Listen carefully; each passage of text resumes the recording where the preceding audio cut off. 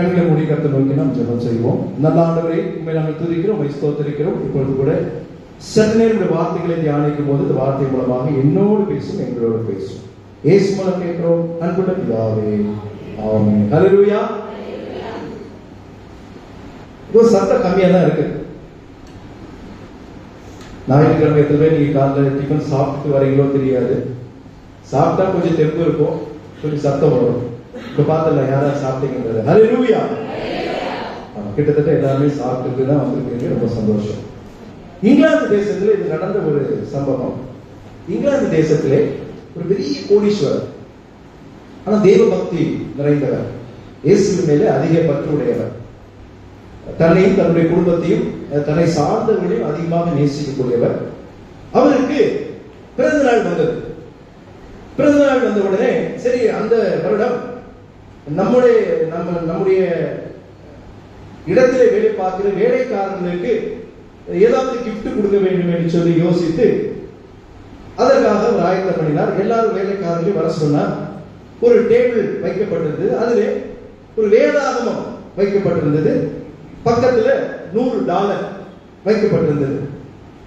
அப்போ இவங்க இந்த கோடீஸ்வரர் சொல்றாரு, நீங்க முன்னாடி வந்து இந்த ரெண்டுல உங்களுக்கு எது விருப்பமோ அதை நீங்க தேர்ந்தெடுத்துக் கொள்ளலாம் என்று சொல்லி அவர் சொல்லிவிட்டார். அப்பொழுது முதலாவதாக குதிரைக்காரன் வந்தான். வந்து அவன் பார்த்தான், ஐயா எனக்கு பணம் தான் ரொம்ப அவசியம், எனக்கு ரொம்ப தேவைப்படுது அப்படின்னு சொல்லி அந்த பணத்தை எடுத்து கொண்டு சென்றான். அடுத்து மறுபடியும் $100 வைக்கப்பட்டது. தோட்டக்காரன் வந்தான், ஐயா எனக்கு தமிழே இது படிக்கவே தெரியாது, அப்படி இருக்கும்போது இதை எடுத்து எனக்கு பிரயோஜனமே இல்லை, அதனால நான் பணமே எடுத்துக்கொள்கிறேன்னு சொல்லி அவன் பணத்தை எடுத்துக்கொண்டு போனான். அடுத்தது பணம் வைக்கப்பட்டது. வாட்ச்மேன் காவல்காரன் வந்தான். வந்துட்டு அவன் சொல்றான், எனக்கு பார்வை ரொம்ப கம்மியா இருக்கு, நான் இதை எடுத்து போய் ஒன்றும் பண்ண போறது இல்லை, அதனால எனக்கு பணம் தான் அவசியம், நான் பணம் எடுத்துக்கிறேன்னு சொல்லிட்டாங்க. சமையல்காரர் வந்தாங்க. அவங்க வந்து சொன்னாங்க, எனக்கு படிக்கிறதுக்கு நேரமே கிடையாது, அதனால எனக்கு பைபிள் தேவையில்லை, எனக்கு பணம் தான் வேணும். இப்படி அங்க வேலை செய்கிற எல்லாருமே வேதாகமத்தை தவிர்த்து விட்டு அந்த பணத்தையே எடுத்து போனார்கள். அப்பொழுது அங்கே ஒரு பக்தி மிகுந்த ஒரு சிறுவன் ஒருவன் இருந்தான். அவனுக்கு என்ன வேலைன்னா நியூஸ் பேப்பர் போடுற வேலை. கொண்டு வந்து நியூஸ் பேப்பரை கொடுக்கணும், கொடுத்து விட்டு அங்க இருக்கிற சின்ன சின்ன வேலைகளை செய்யணும். அவன் நேரம் வந்தான். அவன் நேரம் வந்து என்ன பண்ணா, அங்க இருக்கிற பைபிளை தான் அவன் கையில எடுத்தான். எடுத்துட்டு அவன் சொன்னான், எங்க அம்மா ரொம்ப ஏழை, ஆனா என்னை அடிக்கடி இயேசுவை பத்தி சொல்லி வேதாகமத்தினுடைய மகத்துவங்களை சொல்லி என்னை வளர்த்திருக்கிறாங்க. எனக்கு இந்த பணம் பெருசு கிடையாது, எனக்கு இந்த வேதம் தான் எனக்கு வேணும், ஏன்னா இதை படிக்கணும்னு ரொம்ப நாளாக ஆசைப்பட்டு கொண்டிருக்கிறேன், அதனால இதை எடுத்துக் கொள்கிறேன். உடனே கோடீஸ்வரர் முதலாளிக்கு ரொம்ப சந்தோஷம். கரங்களை தட்டினார். அவர் தட்டி, நீ தான் உண்மையாகவே ஒரு நல்ல பங்கை நீ எடுத்துக்கொண்டப்பா அப்படின்னு சொல்லி அவனை என்ன பண்ணாங்க, அனுப்பி வைத்தார். அப்ப சுற்றி இருந்தவங்க என்ன பண்ணாங்க, அவனை பார்த்து சிரிச்சாங்க. ஏண்டா $100 விட்டுட்டு ஒரு பைபிளை போய் தூக்கிட்டு போறிய. ஆனா அவன் சொன்னான்னா, 1000 பொன்வெள்ளியை பார்க்கிலும் ஆண்டவர் கொடுத்த வேதம் எனக்கு நலம் என்று சொல்லி எங்க அம்மா என்ன சொல்லி கொடுத்திருக்காங்க, நான் பைபிளை தான் இனிமேல் தொடர்ந்து படிக்க போறேன் அப்படின்னு சொல்லி அங்க போய் உட்கார்ந்தாங்க. உட்கார்ந்து பைபிளை பிரிச்சா அந்த பைபிளுக்குள்ள ஒவ்வொரு பக்கத்திலையும் டாலர்கள் வைக்கப்பட்டிருக்கிறான். எல்லா பக்கத்திலுமே என்ன இருக்குது, டாலர் இருந்தது. அப்போதான் இங்க இருக்கிறோம் சொன்னான், ஐயோ இந்த பைபிள் எடுத்திருந்தா இவ்வளவு டாலருக்கு எனக்கு கிடைச்சிருக்கும், நமக்கு பைபிள் வேண்டாம் $100 சொல்லி அந்த டாலர் ஆசைப்பட்டு பைபிளை உதாசீனப்படுத்தினால எவ்வளவு பெரிய ஆசீர்வாதத்தை இழந்து போனேன் என்று சொன்னானா. சிறுபை சொன்னா, நான் இதற்காக நான் எடுக்கல, இது இல்லைனாலும் இதை காட்டிலும் நான் நேசிக்கிறது இந்த வேதாகமத்தை தான், எங்க அம்மா அப்படிதான் என்ன வளர்த்தாங்க, ஆனா எனக்கு பைபிள் தான் முக்கியம் அப்படின்னு சொல்லி அதை மார்போடு அணைத்துக் கொண்டு வீட்டுக்கு சென்றாங்க. ஹல்லேலூயா, ஹல்லேலூயா. உண்மையிலே பாருங்க, நம்ம வேதாகமத்தை நீங்க எந்த அளவுக்கு நேசிச்சுமா அவங்க தூக்கிட்டு வர்றது பிரயோஜனம் கிடையாது. சர்ச்சுக்கு வர்றதோடு பைபிளுடைய வேலை முடிஞ்சு போச்சு. இன்னைக்கு நிறைய கிறிஸ்தவர்கள் அப்படிதான் இருக்கிறோம். வேதாகமும் ஜபமும் இல்லைன்னா நீங்க வாழ்க்கையில எந்த உலக ஆசீர்வாதங்களையும் பெற முடியாது, ஆவிக்குரிய ஆசீர்வாதங்களையும் நீங்க பெற முடியாது. அத கர்த்தர் விரும்பின வேதத்தை நாம் அதிகமாக வாசித்து தியானித்து அது வாழ்க்கையில கடைபிடிக்கும் போது ஆசீர்வாதங்கள் உண்டு. சரி, இன்றைக்கு என்னுடைய செய்தியினுடைய தலைப்பு, வேதத்திலே தேவனுடைய ஆவியை பெற்ற மனிதர்கள் நிறைய பேர் இருக்கிறாங்க, நிறைய இருக்கிறாங்க. ஒரு சில மக்களை குறித்து நான் இன்றைக்கு உங்களோடு பகிர்ந்து கொள்ள ஆசைப்படுறேன். அதற்கு முன்பதாக ஒரு வசனத்தை நான் வாசிக்கலாம். 2 கொரிந்தியர் 3ஆம் அதிகாரம் 17ஆம் வசனத்தை யாராவது வாசிங்க. 2 கொரிந்தியர் 3ஆம் அதிகாரம் 17ஆம் வசனம். கர்த்தரே ஆவியானவர், கர்த்தரே ஆவியானவர், கர்த்தருடைய ஆவி எங்கேயோ அங்கே விடுதலையும் உண்டு. கரங்களுக்கு நல்ல சொல்லுங்க. கர்த்தரே ஆவியானவர், கர்த்தருடைய ஆவி எங்கேயோ அங்கே விடுதலை உண்டு. விடுதலை என்றால் வெற்றி உண்டு, மேன்மை உண்டு, ஆசீர்வாதங்கள் உண்டு, தயவு உண்டு, கிருபை உண்டு. கர்த்தருடைய ஆவியானவர் உங்களில் இல்லை என்றால் நீங்கள் விடுதலை பெற முடியாது. வேதம் அப்படிதான் சொல்கிறது. அவர் நம்மோடு இருக்கும் போது நமக்கு வாழ்விலே மேன்மைகள், ஆசீர்வாதங்கள், கிருபைகள், விடுதலை. எவ்வளவு கஷ்டங்கள், எவ்வளவு பிரச்சனைகள், எவ்வளவு எதிரான கர்த்தருடைய ஆவியானவருடைய தயவு இல்லைன்னா நாம இந்த உலகத்திலே அப்படிப்பட்ட மேன்மைகளை பெறவே முடியாது. அப்படி மேன்மை பெற்ற ஒரு சிலர் தான் இன்றைக்கு நாம் பார்க்க போகின்றோம். கர்த்தருடைய ஆவியானவர் எங்கே உண்டோ அங்கேதான் என்ன உண்டு? உங்களுக்கு வாழ்க்கையில விடுதலை வேண்டும் என்றால், நீங்கள் காரியங்கள் வாழ்க்கை பெற வேண்டும் என்றால் கர்த்தருடைய ஆவியானவர் இருதயங்களில் வாசம் செய்யணும். சும்மா பேர் வரைக்கும் நம்ம இயேசு சொல்லிட்டு பேரத்தை தூக்கிட்டு வந்துட்டு ஆலயத்துல வந்துட்டு 2 மணி நேரத்தோடு கடந்து போய் அதோடு நம்முடைய வாழ்க்கையை முடிந்து போகிறது. தொடர்ந்து ஒவ்வொரு நாளும் நம் ஆண்டவரை நாம் தியானித்து, ஆண்டவரை யோசித்து, ஆலோசித்த நன்மை நினைத்து, கர்த்தரே ஆவியானவரே என்னோடு நீ வாசம் பண்ணும் என்று சொல்லி ஆண்டவருக்குள்ளே நாம் இருக்கும் போதுதான் மேன்மை உண்டு. இன்னைக்கு ஒரு சிலருடைய வாழ்க்கையிலே வேதம் அவர்கள் ஆவி உடையவர்களாக இருந்தார்கள் என்று சொன்ன விதத்தை ஆராய்ந்து பார்த்து அவர்கள் என்ன மேன்மைகளை பெற்றார்கள் என்பதையும் இன்றைக்கு நாம் பார்த்து கடந்து போக இருக்கிறோம். முதலாவதாக வாசிக்க கேட்ட என்னாகும் 27ஆம் அதிகாரம் 18வது வசனத்தை வாசிங்க. என்னாகும் 27:18. கர்த்தர் மோசேயை நோக்கி நல்ல கவனிங்க. என்ன பெற்றிருக்கிறாங்க? ஆவியை பெற்றிருக்கிற புருஷனாகிய யோசுவா என்னும் நூனின் குமாரனை நீ தெரிந்து கொண்டு அவன் மேல் உன் கையை வைத்து. இங்கே ஒரு மனிதன் தேவனுடைய ஆவியை பெற்றிருந்ததாக இங்கே சொல்லப்படுகிறது. இந்த வார்த்தை சொன்னது யாரு? கர்த்தர். யாரை பார்த்து சொன்னார்? மோசேயை பார்த்து. மோசேயை பார்த்து யாரை குறித்து சொன்னார்? யோசுவாவை குறித்து சொல்றார். என்ன சொல்றார் அவரு? என்னுடைய ஆவியை பெற்றிருக்கிற புருஷனாகிய யோசுவா. அல்லேலூயா. தேவனுடைய ஆவி பெற்ற மனிதன் யோசுவா என்று நாம் வேதத்தில் வாசிக்கிறோம். 6 லட்சம் புருஷர்கள். மோசே என்ன பண்ணார்? எகிப்திலிருந்து இஸ்ரவேல் ஜனங்களை கானான் தேசத்துக்கு கொண்டு வந்தார். அப்ப 6 லட்சம் புருஷர்கள்ல ஒருத்தர் தான் ஆண்டவர் என்ன பண்ணுகிறார்? தெரிந்து கொண்டார். யாருக்கு பிறகு? மோசேக்கு பிறகு. அங்கே நீங்க நல்லா கவனிக்கணும். மோசேக்கு அவருக்கு நாட்கள் நெருங்கிவிட்டு தெரிஞ்சு போச்சு. இப்ப ஆண்டவர் அதற்கான அடுத்த திட்டத்தை அவர் வைக்கிறார். ஒருவேளை நான் யோசித்தேன், யோசுவாவும் காலேபும் 2 பேருமே இணைந்துதான் நிறைய இடத்துல வருவாங்க. ஆனா காலேபுக்கு கிடைக்க அவனும் ஒரு ஆவியுடையவன் தான். காலேபு வேற ஆவியுடையவனாக இருந்தார் வாசிக்கிறோம். அவனும் ஆவியுடையவன் தான். ஆனா அவனை விட யோசுவாவுக்கு ஒருபடி ஆண்டவர் என்ன பண்ணுகிறார்? ஒரு மேன்மையை ஆண்டவருக்கு தருகிறார். அப்ப யோசுவா தேவனுடைய ஆவியை பெற்றிருந்தனால அவன் அடைந்த மேன்மை என்ன தெரியுமா? மகத்துவமானவைகளை அவன் செய்கின்றான். மோசே எப்படி அற்புதம் செய்தாரோ அந்த விதமாக யோசுவாவும் அப்படி வாழ்விலே அற்புதங்களை செய்கிறத நான் பார்க்கிறோம். வேதம் சொல்கிறது, நீங்க யோசுவா அடிக்கடி சோர்ந்து போகும்போதுதான் ஆண்டவர் ஒரு வார்த்தை அடிக்கடி சொல்றாரு, நான் மோசையோட இருந்தது போல சொல்லிட்டு அப்படியே சொல்ல மாட்டேன். என்ன சொல்றாரு? நான் உன்னை விட்டு இல்லை போதும் இல்லை உன்னை கைவிடுவேன். ஹல்லேலூயா. அவர் யோசுவாவுக்கு தான் சொல்றாரா? நமக்கு சொல்றியா? நீங்க தேவனுடைய ஆவியை பெற்று இருந்தீர்களானால் கர்த்தர் உங்களை பார்த்து சொல்வார், நான் மோசேயோடு இருந்தது போல நான் உன்னை விட்டு விலக மாட்டேன், உன்னோடு இருப்பேன் என்று சொல்வார். யோசுவாவுக்கு தேவனுடைய கிருபை வேண்டும். ஏன்னா மோசேக்கு பிறகு ஆண்டவர் சொல்றார், நீ யோசுவாவை தெரிந்து கொள். ஆண்டவர் தான் சொல்றார், சாய்ஸ் ஆண்டவர் தான் கொடுக்கிறார். எப்படி சவுல இஸ்ரவேல் ஜனங்கள் தேர்ந்தெடுத்தாங்க, தாவீதை தான் ஆண்டவர் தெரிந்தெடுக்கின்றார். நல்லா கவனிக்கணும். அதனாலதான் சவுலுடைய முடிவு பரிதாபமாக போனது. இங்க யோசுவாவை ஆண்டவர் தான் மோசே தெரிந்து கொள்ளல. சொல்றாரு, இவ்வளவு பேர்ல நீ யோசுவாவை கூப்பிட்டு, ஆமா யோசுவாவை கூப்பிட்டு அவளை உனக்கு பிறகு நீ தெரிந்து கொள்ள என்ற. எவ்வளவு பெரிய மகத்துவம், எவ்வளவு பெரிய ஆசீர்வாதம். ஏன்னா அவன் தேவனுடைய ஆவியை உடையவனாக இருந்தான். கர்த்தருடைய ஆவி நமக்கு இருக்கணுங்க. இன்னைக்கு ஆவி ஆவின்னு சொல்லி என்னென்னையோ பேசிக்கிறோம். வாழ்க்கையில நீங்க தேவனுக்கு பிரியமாய் நடக்காம நீங்க என்ன ஆவியை பெற்றிருந்தாலும் பிரயோஜனம் கிடையாது.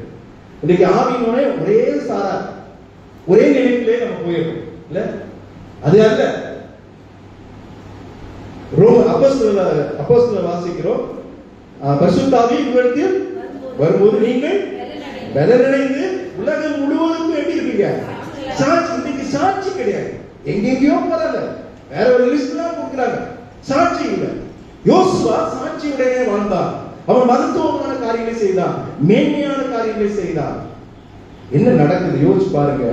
அவனுக்கு விசேஷித்த ஆவின்னு சொல்லும்போது ஒரு இந்த ஜனங்களை நடத்தக்கூடிய அந்த கிருபை வேண்டும் என்றால் அவனுக்கு என்ன வேண்டும்? ஞானம். முதல்ல ஞானம். ஆமா, நீங்க ஒரு 4 பேர் இருக்கிற குடும்பத்தை நடத்தணும்னா என்ன வேணும்? அறிவு வேற. அறிவுதான் பத்தாது, ஞானம் வேணும். அப்போ 6 லட்சம் புருஷர்ல மோசேயுடைய எல்லா கஷ்ட நஷ்டங்களையும் கூட இருந்து பார்த்தவன். இந்த இஸ்ரவேல் ஜனங்களுடைய எல்லா பொல்லாத நினைவுகளை அறிந்தவன் யோசுவா. அதனால அடிக்கடி ஆண்டவர் நம்ம கேட்டுட்டே இருப்போம், ஆண்டவரே என்னால முடியல. இப்போ ஆண்டவர் அவனை தேற்றுவார். என்ன சொல்றாரு? நான் உன்னை விட்டு விலக மாட்டேன், மோசே இருந்தது போல் உன்னோடும். அப்போ இங்கே அவன் எப்பேற்பட்ட உபாகமம் 34ஆம் அதிகாரம் 9ஆம் வசனத்தை வாசிங்க. உபாகமம் 34ஆம் அதிகாரம் 9ஆம் வசனம்.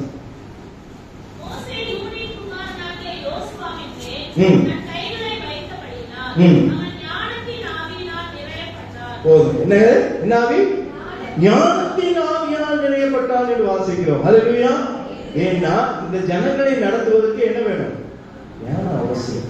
அதான் ஆவியிலே நிறைய ஆவிகள் இருக்குது, விசேஷித்த ஆவிகள். இவனுக்கு ஞானத்தின் ஆவி ஆண்டவர் கொடுத்தார். தேவனுடைய ஆவி நமக்கு பல ஆசீர்வாதங்கள் தருகிறது. இங்க பாருங்க, நிறைய பிரச்சனை மோசையோட முடியல. மோசைக்கு பிறகு யோசுவா இந்த இவங்களை நடத்தும் போது அந்த விதமாக நீங்க பார்க்கும்போது எப்படி மோசே கடலை பிளந்து இஸ்ரவேல் ஜனங்கள் நடத்தினானோ அந்த விதமாக யோசுவாவும் அவன் எரிகோ அங்க போகணும்னா அங்க என்ன தடை வருது? யோர்தான் நதி வருகிறது. அப்ப அந்த யோர்தான் நதியை கடந்து போக வேண்டும் என்றால் எப்படி போகிறது? அவ்வளவு ஜனங்கள் இல்ல. அந்த உடன்படிக்கை பெட்டியை ஆசாரியர்கள் சுமந்து கொண்டு அவங்க போக போக அந்த யோர்தானுடைய நதி என்னாச்சு? பின்னிங்களா இல்லையா? யார் செஞ்சது? கட்ட செஞ்சா? யார் மூலமா செஞ்சா? யோசுவா மூலமா செஞ்சா. ஹல்லேலூயா. அவன் தேவனுடைய ஆவியை பெற்றிருந்தனாலே மகத்துவமான அற்புதங்களை அவன் செய்கிறதை நாம் பார்க்கிறோம். மோசே மாத்திரமல்ல, யோசுவாவும் அப்படி செய்கிறதை நாம் பார்க்கிறோம். வாசிங்க யோசுவா 3ஆம் அதிகாரம் 17ஆம் வசனத்தை வாசிங்க. 3ஆம் அதிகாரம். சகல ஜனங்களும் யோர்தானை கடந்து தீர்மளவும்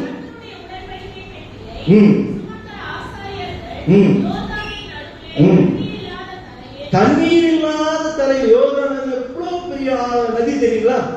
இப்ப என்ன இல்ல, தண்ணீர் எங்க போச்சு? சைடுல போச்சு, சைடுல நிக்குது. எப்படி இந்த சிவந்த சமுத்திரம் 2 விட்டாத்திரையிலே நடந்து போனார்களோ, மோசே எப்படி அந்த அற்புதத்தை ஆண்டவர் மூலமாக செய்தாரோ அதுமான மகத்துவமான காரியங்களை, மேன்மையான காரியங்களை தேவனுடைய ஆவியை பெற்றிருந்த யோசுவாவும் செய்கிறத பார்க்கிறோம். என்ன நடக்குது? அவர்கள் தரையில் காலூன்றி நிற்கும் போது இஸ்ரவேல் எல்லாரும் தண்ணீரற்ற உணர்ந்த தர வழியாக கடலுவாங்க. அந்த மாதிரிலாம் ஒரு சான்ஸ் நமக்கு இருந்தா எவ்வளவு சந்தோஷம் இருக்குல்ல. 2 பக்கம் கடல், அது நதி தண்ணீர் நிற்கும் போது நம்ம நடந்து போனா பார்க்க அவ்வளவு அற்புதமா இருக்கும். அப்படிப்பட்ட ஒரு காரியம் நம்ம வாழ்வில் நடந்தா எவ்வளவு சந்தோஷமா இருக்கும். கடல்ல போய் நின்றுக்கிட்டு நான் கொஞ்சம் ஒரு 1/2 கிலோமீட்டர் உள்ள போனோம், கொஞ்சம் திருஞ்சி நில்லு அப்படின்னா அப்படியே நின்றுச்சுன்னா அப்படியே அதை போனோம்னா அப்பா என்ன ஒரு சந்தோஷம் இல்ல. நாம நினைக்கக்கூடிய ஒரு இடத்துக்கு செல்ல வேண்டும் என்றால் இங்கே எதிரான தடைகள் நீக்கப்பட வேண்டும். கர்த்தருடைய ஆவி இல்லாமல் இதை ஒண்ணுமே செய்ய முடியாது. யோசுவா அப்படிப்பட்ட மகத்துவமான கதைகளை அவன் செய்கிறதை பார்க்கிறோம். இது கடந்து போன பிறகு இன்னொன்று நடக்குது. என்னது? அங்கே எரிகோ கோட்டை என்ன படப்பட்டிருக்குது?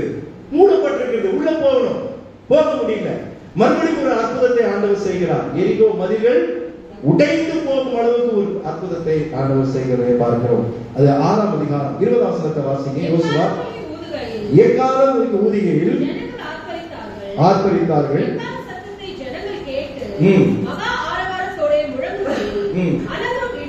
அலங்கம் இடிந்து விழுந்தது. உடனே ஜனங்கள் தங்களுக்கு நேராக பட்டணத்தில் ஏறி பட்டணத்தை பிடித்தார்கள். எப்படி பாருங்க, எவ்வளவு பெரிய அற்புதம் பாருங்க. எரிகோ கோட்டை தகர்த்து விழுந்தது. என்ன பண்ணாங்க? பாம்பு போட்டாங்களா? என்ன பண்ணாங்க? ஆண்டவரை துதித்தார்கள்.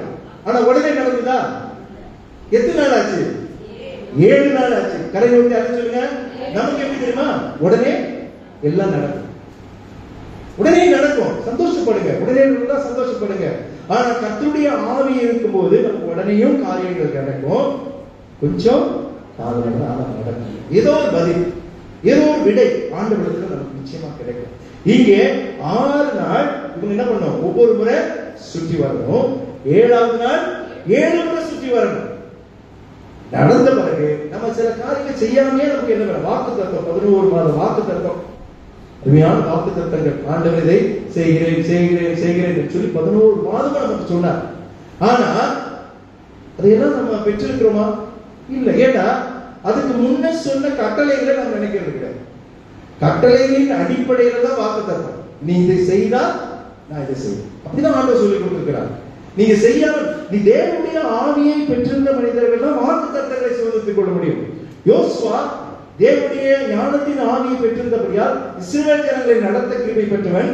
அவன் மேன்மையான அற்புதங்களையும் அவன் செய்கிறதை பார்க்கிறோம். உங்களுடைய வாழ்க்கையில நீங்கள் அற்புதங்களை நடக்க வேண்டும் என்றாலும், அற்புதங்கள் செய்யப்பட வேண்டும் என்றாலும் கர்த்தருடைய ஆவி உங்களுக்குள்ளே இருக்க வேண்டும்.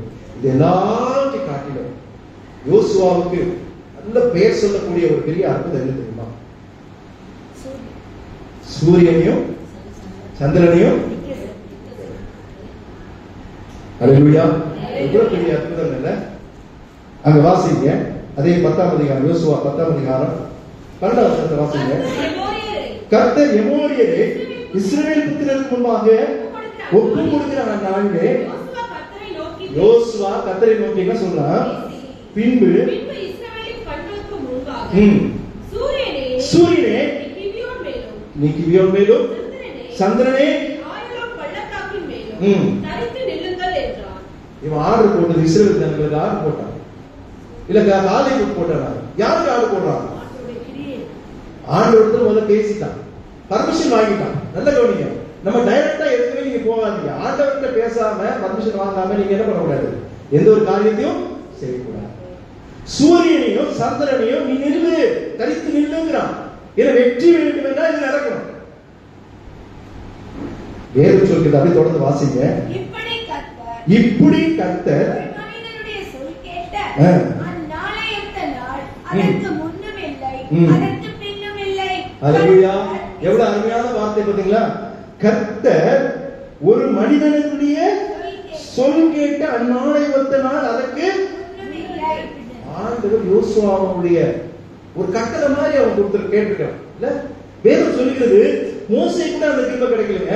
ஆனா வேதம் சொல்கிறது என்ன நடக்குது? அப்பேற்பட்ட யோசுவாவுடைய வார்த்தை கேட்டு ஆண்டவர் அப்படியே செய்வதற்கு முன்னையும் கிடையாது, பின்னையும் கிடையாது. அல்லேலூயா. பெரிய ஒரு வெற்றி அங்கே கிடைக்கிறது. நம்ம பார்க்கிறோம். எமோரியரை அவர் வெற்றி பெற்றார்கள். ஏன்னா அது நடக்கலன்னா வெற்றி பெற முடியாது. இப்படி நிறைய அர்த்தங்கள் யோசுவா பாத்தீங்கன்னா இன்னைக்குள்ள அதுவே ஒரு பெரிய கதை சொல்லிட்டு போக முடியும். அதனால தேவனுடைய ஆவியை பெற்றிருந்ததுனால மகத்துவமான அற்புதங்களை அவன் செய்கிறதை பார்க்கிறோம். எல்லாவற்றை காட்டிலும் அவனுடைய பெரிய மேன்மை என்ன தெரியுமா? இஸ்ரவேல் ஜனங்களை நடத்தும். அது இதெல்லாம் காட்டிலும் ரொம்ப கஷ்டம். ஆமா, வேற மோசேக்கு தெரியும். மோசே அவங்க இஸ்ரவேல் ஜனங்களுக்கு கொடுத்த அந்த டார்ச்சர்னால அவன் என்ன பண்ண முடியல? கானானுக்குள்ள போக முடியல, பார்க்கலாம் முடிந்தது. எவ்வளவு கொடுமை பாருங்க. இல்ல ஆண்டவர் சொல்லிட்டாரு. ஏன்னா அவன் கொஞ்சம் கோவப்பட்டுட்டான், ஜனங்கள் மேல கோபம். ஆமா, அதை ஆண்டவர் சொல்ல அவன் கவனிக்க மாட்டான். ஆனா கர்த்தர் யோசுவாவுக்கு தொடர்ந்து அந்த கிருபைகளை தருவதை பார்க்கிறோம். ஒரு விதத்தில் அவன் பயந்து கொண்டு இருக்கிறான். ஐயோ நான் என்ன செய்வேன்? ஆண்டவர் யோசுவாவை தெரிந்து கொண்டார். கர்த்தருடைய ஆவியை பெற்றிருந்த யோசுவாவை ஆண்டவர் தெரிந்து கொண்டபடியால் கர்த்தர் யோசுவாவை மகத்துவமானங்களை செய்யும்படியான அற்புதங்களை செய்யும்படியான கிருபையை யோசுவாவுக்கு தந்தார். கர்த்தருடைய ஆவி நமக்குள்ளே இருக்கும்போது அற்புதங்களை பெறக்கூடியவர்களாகவும் அற்புதங்களை செய்யக்கூடியவர்களாகவும் கர்த்தர் நம்மை மாற்றுவார். அல்லேலூயா. அந்த விதமான கிருபைகளை கர்த்தர் நமக்கு தருவார். இரண்டாவது ஒரு ஆவி பெற்ற ஒரு மனிதன். 2 ராஜாக்கள் 2ஆம் அதிகாரம் 9ஆம் வசனத்தை வாசிங்க. 2 ராஜாக்கள் 2ஆம் அதிகாரம் 9ஆம் வசனத்தை வாசிங்க. அவர்கள் அக்கறைப்பட்ட பின்பு எலியா எலிசாவை நோக்கி, எலியா எலிசாவை நோக்கி, நான் உன்னை விட்டு எடுத்துக் கொள்ளப்படும் முன்னே நான் உனக்கு செய்ய வேண்டியது என்ன கேள் என்றார். அதற்கு எலிசா என்ன சொல்றார் கவனிங்க. உம்மிடத்தில் உள்ள ஆவியின் வரம் எனக்கு இரட்டிப்பாய் கிடைக்கும்படி வேண்டுகிறேன் என்றார். ஒரு குரு சிஷ்யன், உங்களுக்கு தெரியும், எலியா குரு, எலிசா சிஷ்யன். அப்போ இங்கே எலியா சொல்றாரு, நான் உன்னை விட்டு கடந்து போகக்கூடிய நேரம் வந்துவிட்டது. அவன் என்ன கேட்டான் கவனிங்க, உம்மிடத்துல தேவனுடைய ஆவியை நீங்க ரெட்டிப்பா, ஒரு கூட இல்ல, ரெட்டிப்பா எனக்கு தாங்க. ஹல்லேலூயா. அப்போ இங்க என்ன சொல்லப்படுகிறது, எலியா தேவனுடைய ஆவியை உடையவனாக இருந்தான். ஹல்லேலூயா. யோசுவா மாத்திரமல்ல, எலியாவும் தேவனுடைய ஆவியை அவர் பெற்றிருந்தான். அவன் என்ன பெரிய மேன்மை அடைந்தார், நீங்க அவரும் பாத்தீங்கன்னா அற்புதங்கள் நிறைய செய்தார். உங்களுக்கு தெரியும், சாரிபாத் விதவை என்ன பண்ணார், அங்க போய் அந்த ஒரு பெரிய அற்புதத்தை செய்தார். பஞ்சகாலம் தீரும் வரைக்கும் என்ன நடக்கலங்க, அவங்களுக்கு பஞ்சம் முடியல. எல்லாத்தையும் விட காகங்களை வரவழைத்து எலியாவை என்ன பண்ணார் ஆண்டவர் போஷிக்கிறது. யாரா காகம் கொடுக்குமா? காகம் கொடுக்குங்க, காகம் கொடுக்க கொண்டு வந்து கொடுக்க குடிக்கிட்டு தான் போகும். ஆனா காகத்தை ஆண்டவர் அதுவும் என்ன வந்து கொடுத்துச்சு, என்ன வந்து கொடுத்துச்சு, பொரோட்டா வர்த்தகை. ஆமா, அதுதான் கொண்டு வந்து கொடுத்தது ஆண்டவர். காகம் எப்படி கொடுக்குமா, அது கொடுக்க வைத்தார் ஆண்டவர். அது மாத்திரம் இல்லாம யோர்தானுடைய நதிய தன்னுடைய சால்வையின் மூலமாக ரெண்டு பக்கம் பிரிக்க வைத்தார். ஹல்லேலூயா. எவ்வளவு பெரிய அற்புதம் பாருங்க. அந்த அவருடைய சால்வை பட்ட உடனே யோர்தான் நதி ரெண்டு பக்கமாக பிரிந்தது. இதெல்லாம் நீங்க வேதாகமத்தை படிச்சு பாருங்க, எவ்வளவு பெரிய அற்புதம். காரணம் என்னன்னா, எலியா தேவனுடைய ஆவியை பெற்றிருந்தான். ஆனா அதை காட்டில ஒரு மேன்மை என்ன தெரியுமா, அவன் மரிக்காமலே எங்க போனான், பரலோகம் போனான். ஹல்லேலூயா.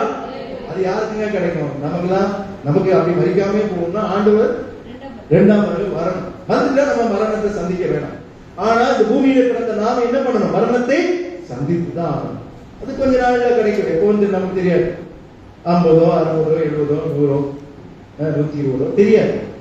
ஆனா அப்படி மரணத்தை சந்திக்காமல் இருக்கணும்னா ஆண்டவருடைய வருகையை நாம் செய்யணும். இங்கே எலியாவுக்கு ஆண்டவர் செய்த தேவனுடைய ஆவியை பெற்றிருந்து வைராக்கியமாய் மகத்துவமான அற்புதங்களை செய்து கடைசியில் அவனுக்கு ஆண்டவர் தந்த மேன்மை என்ன தெரியுமா, அவன் மரிக்காமலே எங்க போறான், பரலோகத்துக்கு போறான். 2ஆம் அதிகாரம் 11 வசனத்தை வாசிங்க. 2 ராஜாக்கள் 11 வசனத்தை. அவர்களுக்கு யாரு, அவர்கள்னா எலியாவும் எலிசாவும் பேசிக் கொண்டிருக்கையில் நடந்து போகையில் இதோ அக்னி ரதமும் அக்னி குதிரைகளும் அவர்கள் நடுவாக வந்து இருவரையும் பிரித்தது. அந்த சம்பவத்தை கொஞ்சம் கற்பனை பண்ணி பாருங்க. 2 பேர் நடந்து போயிட்டு இருக்காங்க. திடீர்னு பாத்தீங்கன்னா என்ன, அக்னி ரதம், நெருப்பு இப்படி இருக்கும், அக்னி ரதம் அக்னி குதிரை, அவங்க நடுவாக வந்து 2 பேர் ஒரு பக்கம் பிரிக்கிறது. எலியா சுழல் காற்றிலே கரகத்தில் சொல்லுங்க, எவ்வளவு பெரிய மேன்மை, எவ்வளவு பெரிய ஆசீர்வாதங்க. அவன் சுழல் காற்றிலே எங்க போனானா, பரலோகத்துக்கு போயிட்டான். எவ்வளவு பெரிய மேன்மை பாருங்க. மரணத்தை காணாதது, ஆனா ரொம்ப கஷ்டப்பட்ட ஒரு தீர்க்கதரிசி எலியா. தேவனுடைய ஆவி உடையவனாக இருந்தாலும் வாழ்க்கையில அதிக துன்பத்தை அடைந்தவர், அதே நேரத்தில் சோர்வடைந்தவர்.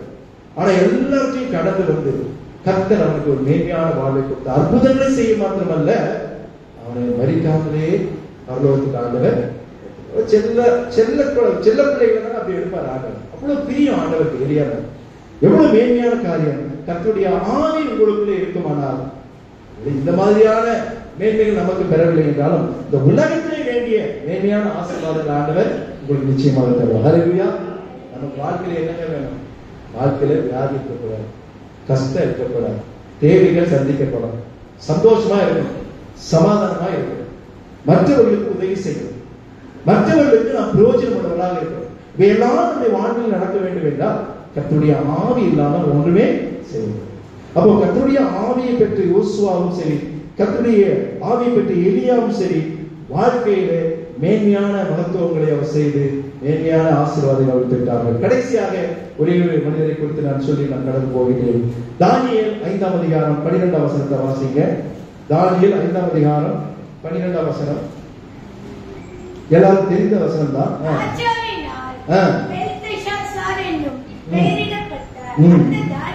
அந்த தானியேலுக்குள் கற்பனைகளை வியர்த்தி படிக்கிறதும் புதை பொருள்களை வெளிப்படுத்துகிறதும் கருணை ஆவிகளை தெரிவிக்கிறதுமான அறிவும் புத்தியும். அப்படி நீங்க 6ஆம் அதிகாரம் 3ஆம் வசனத்தை வாசிங்க. இப்படி இருக்கையில் தானியேல் பிரதானிகளுக்கும் தேசாதிபதிகளுக்கும் எப்படி இருந்தா? யார் அவர்? தானியேல் ஒரு சிறை கைதி. இன்னைக்கு எந்த நிலைமையில் ஆண்டவர் வச்சிருக்கிறாரு? தேசாதிபதிகளுக்கும் பிரதானிகளுக்கும் மேற்பட்டவளாக இருந்தார். காரணம் என்ன தெரியுமா? தானியேலுக்குள் தானியேலுக்குள் என்ன இருந்தது? விசேஷித்த ஆவி இருந்தது. கர்த்தருடைய ஆவியானவர் தானியேலுக்குள் இருந்தார். அதனால அவன் அடைந்த மேன்மை என்ன தெரியுமா? அவன் மரணத்தை வென்றான். மரணத்தை வாசல் வரைக்கும் ஒரு சிங்க கவியில இருந்து நீங்க தப்பிக்கணும்னா எவ்வளவு கடினம் யோசிச்சு பாருங்க.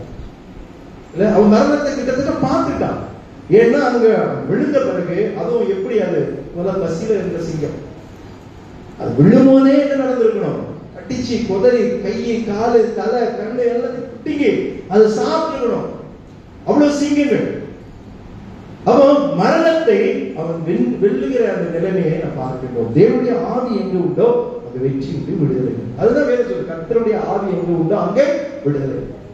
தானியேலுக்கு அந்த விடுதலை கிடைத்தது காரணம் என்ன? ஒரு விசேஷித்த ஆவி. இவனும் ஞானம் கிடைத்தவன், கடவுள்களை வியாக்கியம் பண்ணுகிறவன். இவனுக்கு இருந்த ஆவி என்ன தெரியுமா? ஜெப ஆவி அதிகமாயிரும். ஆமாங்க, ஜெபத்துக்கு அதிக தானியம் முக்கியம். அதான் ஒரு ஆவி விஷயம். நீங்க ஜெபிக்கணும்னா அந்த ஆவி ஒரு விசேஷ ஆவி உங்களுக்கு இருக்கணும். நிறைய பேர் ஜெபம் பண்றதே கிடையாது. இது வரதோடு சரி, அதுக்கப்புறம் ஜெபமே கிடையாது. காலையும் மாலையும் 3 வேளையும் தானியம் என்ன பண்ணாங்க? ஆண்டவருக்கு நன்றி செலுத்தி ஜெபம் பண்ணினான். வாசிக்கும் எந்த நிலைமையில, எப்பேற்பட்ட நிலையில தான். தடைகள் வந்தால் தடைகள் வராட்டால், தோல்வி வந்தால் வெற்றி கிடைத்தால், எதிரான நிலை இருந்தாலும் சாதகமான நிலை இருந்தாலும், எல்லா நிலைகளிலுமே அவன் வழக்கம் போல ஜெபிக்கிறவனாக அவனுக்குள்ளே தேவனுடைய ஆவியானவர் இருந்தார். அதனால சிங்க கவியில போடப்பட்டாலும் அவன் விடுதலை பெற்று வெற்றியோடு மரணத்தை வென்று ஒருவனாக அவன் வருகிறதை நான் பார்க்கிறேன். தானியேல் ஒரு சிறப்பானது. எல்லாரும் கரைகையில் நீங்க குடிச்சு பாருங்க. பாபிலோன் தேசத்துல அவன் கைதியா தான் கொண்டு வந்தான். ஆனா ஒவ்வொரு நிலையிலும் ஆண்டவர் அவனை உயர்த்தி கொண்டே வருகிறார். கடைசியில அங்க இருந்த எல்லாரும் மேலான ஜனங்களுக்கும் மேலாக, பெரிய பெரிய பதவியில் இருந்தவர்களுக்கு மேலாக மேற்பட்டவனாக தானியேலை ஆண்டவர் உயர்த்தி வச்சார். தானியேல் காரியமும் ஜெயமா இருந்தது. அல்லேலூயா. கர்த்தருடைய ஆவியானவர் உங்களுக்குள்ளே இருந்தார். உங்களுடைய வாழ்க்கையில ஜெயம், வெற்றி, உங்களுடைய வாழ்க்கையில சகலமும் நன்மைக்கு நடக்கும். கர்த்தருடைய ஆவி உங்களுக்குள்ளே இருக்கிறது. நாம் எப்படிப்பட்டவர்களாக இருக்கிறோம்? தேவனுடைய ஆவி உங்களுக்குள்ள இருக்கிறதா?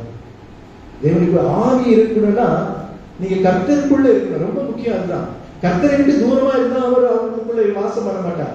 கர்த்தர் வாசம் உங்களுக்குள்ளே வாசம் செய்ய வேண்டும் என்றால், ஆவியானவருடைய கிருபை உங்களுக்கு வேண்டும் என்றால், நீங்கள் கர்த்தரோடு நீங்கள் ஐக்கியப்பட வேண்டும், கர்த்தரோடு உறவாட வேண்டும், கர்த்தருக்குரிய காரியங்களிலே அதிகமாக செயல்பட வேண்டும். ஞாயிற்றுக்கிழமை 2 மணி நேரத்தோடு நம்முடைய கடமை முடிந்து விடுகிறது என்று நினைக்காதபடி, நேரம் கிடைக்கும் போதும் நேரம் வாய்க்கும் போது நாம் வேதத்தை படித்து ஜெபித்து ஆண்டவருடைய காரியங்களை ஆவிக்குரிய காரியங்களை அதிகமாக செயல்படும் போது கர்த்தருடைய ஆவி உங்களுக்குள்ளே நிலைக்கிறது. நீ இதெல்லாம் செய்யாம ஆண்டவருடைய ஆவி உங்களுக்குள்ள வராது. நீங்க மேன்மைகளே பெற முடியாது. கர்த்தரே ஆவியானவர். கர்த்தருடைய ஆவி எங்கே உண்டோ அங்கே விடுதலை. ஆகவே வாழ்க்கையில விடுதலையான மேன்மைகள், மகத்துவமான மேன்மைகளை எந்த விதத்தில் இந்த உலகத்திலே எதிரான நிலைகள், மரணம் நெருங்கி வந்தாலும் கூட எல்லாத்தையும் கடந்து போக கர்த்தர் உங்களுக்கு உதவி செய்யும். இந்த கர்த்தரால் கூடாத காரியம். ஆகவே அந்த ஆவியானவர்களை நீங்கள் வாசம் பண்ண அதை அழைத்து அதை எனக்குள்ளே வாசம் பண்ண நான் அதை பார்க்கணும். ஆவியானவரே இப்போ இறங்கிவார். எங்கள் என்னோடு ஒவ்வொரு நாள் இந்த வார்த்தை சொல்லுங்க. ஆவியானவரே என்னை விட்டு போ. அவர் இருந்தா தானே நீங்க ஆண்டவர் பிரியமா நடக்குங்க. அவர் தூரமா போயிட்டாருன்னா நீங்க கெட்டு போயிடும். எந்த வித மேன்மையும் கிடையாது, விடுதலை கிடையாது, தோல்விதான் வாழ்க்கை. நம்ம வாழ்க்கையில கர்த்தருடைய ஆவியானவரை தரித்திருக்கிறவர்களாக நாம் இருக்க வேண்டும். யோசுவாவை போல, எலியாவை போல, தானியேலை போல நம்முடைய வாழ்க்கையில நாம் அப்படியாக இருந்தோம். நிச்சயமாக நாமும் மகத்துவமானங்களை செய்ய முடியும். மரிக்காமலே பரலோகம் போல நம்ம எங்க போக முடியும்? மரித்தாலும் எங்க போக முடியும்? பரலோகம் போக முடியும். அது ஒரு பெரிய ஆசீர்வாதம், மேன்மை. அல்லேலூயா. அந்த ஆசீர்வாதத்தை நாம் பெற முடியும். இல்லையா மறிக்காமலேயும் நாம் ஆண்டவருடைய வருகை வரும்போது எலியாவை போல நாமும் அவரோடு போக முடியும். மூன்றாவதாக எவ்வளவு பலவீனங்கள், எதிரான நிலைகள் எல்லாம் சூழ்ந்து நமக்கு மரணம் நெருங்கினாலும் அதிலிருந்து வென்று விடக்கூடிய கிருபைகளை கர்த்தர் நமக்கு தருவார். ஆகவே தேவனுடைய ஆவியை பெற்று நீங்கள் மகிழ்ச்சியோடு, சமாதானத்தோடு, சந்தோஷத்தோடு வாழ கர்த்தர் உங்களுக்கு உதவி செய்வாராக. ஆம்.